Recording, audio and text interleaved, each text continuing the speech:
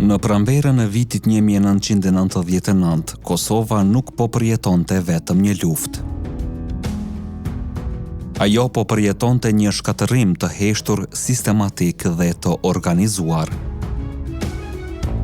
Fshatra të tëra po boshatiseshin, shtëpi po digjeshin njëra pas tjetrës dhe familje shqiptare po largoheshin në errësirë pa e ditur nëse do të ktheheshin ndonjëherë në vendin e tyre. Rrugët mbusheshin me kolona njerëzish që mbanin fëmijët për dore dhe të moshuarit mbi shpinë. Nuk kishte front lufte, kishte frikë, ikje dhe panik. Por ajo që do ta trondiste Evropën nuk erdhi fillimisht nga Prishtina, as nga Tirana, erdhi nga Berlini, nga një deklaratë që askush nuk e priste.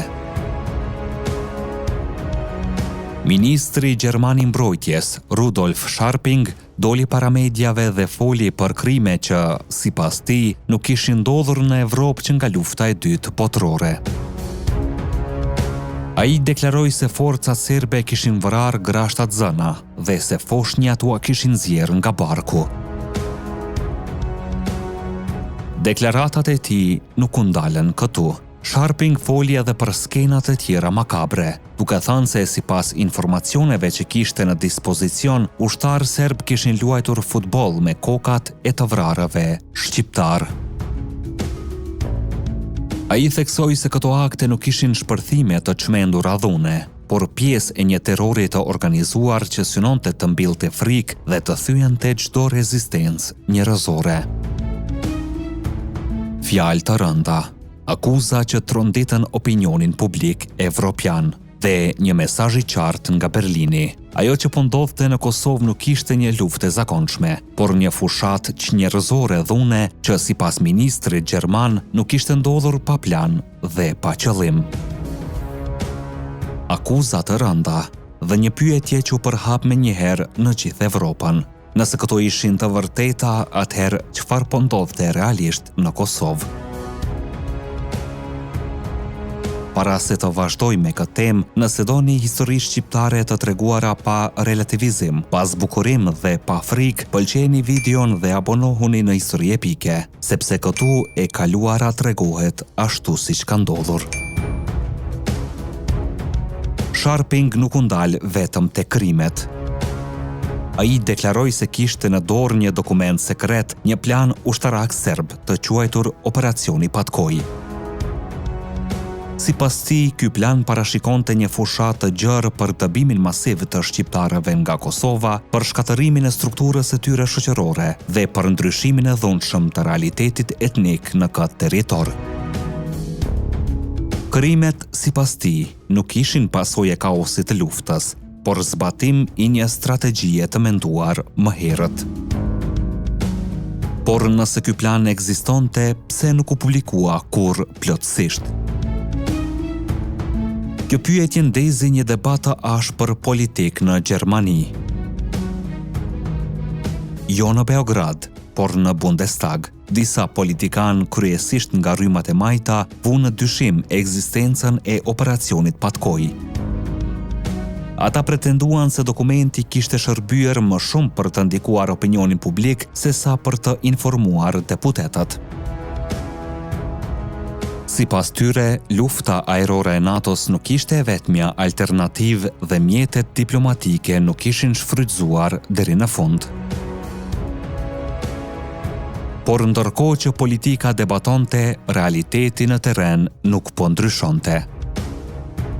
Para se të fillonin bombardimet e NATO-s me 24 mars 1999, qindra mijëra shqiptar ishin tashmë të zhvendosur brenda Kosovës ose të dëbuar jashtë saj. Fshatra të tëra ishin boshatisur. Njerëzit nuk po iknin nga bombat, sepse bombat ende nuk ishin rënë. Ata po iknin nga dhuna e drejt për drejt, nga frika dhe nga operacionet e forcave serbe në terren. Në këtë pikë lind një pyetje thelbësore. A mund të quhet propagandë diçka që po ndodhte para syve të botës? Në Bundestagun gjerman u prezantuan shifra tronditëse. Gjatë marrëveshjes Holbrooke-Milošević, 10 ramira shqiptar ishin zhvendosur me forcë. Gjatë bisedimeve në Rambouillet dhe më pas në Paris, numri i refugjateve vetëm sarritej. Dhe në ditën kur filluan bombardimet, Kosova ishte tashmë në prag të një katastrofe humanitare totale. Qeveria gjermane këmbënguli se ndërhyrja e NATO-s nuk u bazua në operacionin Patkoj si dokument, por në realitetin humanitar në terren. Sipas saj, plani u bë i njohur vetëm pasi lufta kishte nisur, ndërsa dëbimet masive kishin filluar shumë më herët. Bombardimet nuk e shkaktuan spastrimin etnik, por synuan të ndalonin atë. Megjithatë, zërat kritik nuk u shuan. Disa ish ushtarakë dhe media gjermane pretenduan se plani ishte i sajuar për të justifikuar përfshirjen e Gjermanisë në luftë. Madje u prodhuan edhe dokumentar që e quanin gjithë historinë një gënjeshtër të ndërtuar politikisht. Por këto lind një pyetje që nuk mund të shmanget. Nëse plani ishte i shpikur, pse pasojat e tij përputheshin kaq saktë me ato që po ndodhte në Kosovë? Ata që vunë në dyshim operacionin Patkoj, shpesh vunë në dyshim edhe masakrën e Rëqakut, edhe karakterin shtetëror të krimeve, edhe vetë nevojen e ndërhyrjes ndërkombëtare. Ndërkohë dëshmitë e refugjatave, varrezat masive dhe shkatërimi sistematik i jetës shqiptare flisnin vetë. Historia nuk gjykohet vetëm nga dokumentet që publikohen.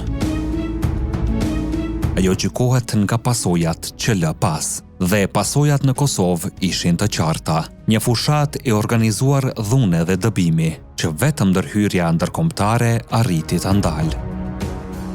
Në fund, pyetja mbetet e hapur jo vetëm për historianët, por për secilin prej nesh. A ishte operacioni Patkoj një plan i shkruar në letër, apo thjesht emri që ju dha një krimi shtetëror që po zbatohej në terren? Çfarë mendoni ju? A u mohua ky plan për arsye politike, apo e vërteta ishte aq e rëndë sa shumë kush nuk donte ta pranonte? Shkruani mendimin tuaj në komente.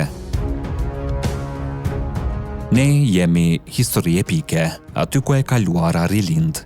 Deri në videon tjetër, qëndroni krenar dhe të vetëdijshëm për gjakun që rrjedh në damarët tanë.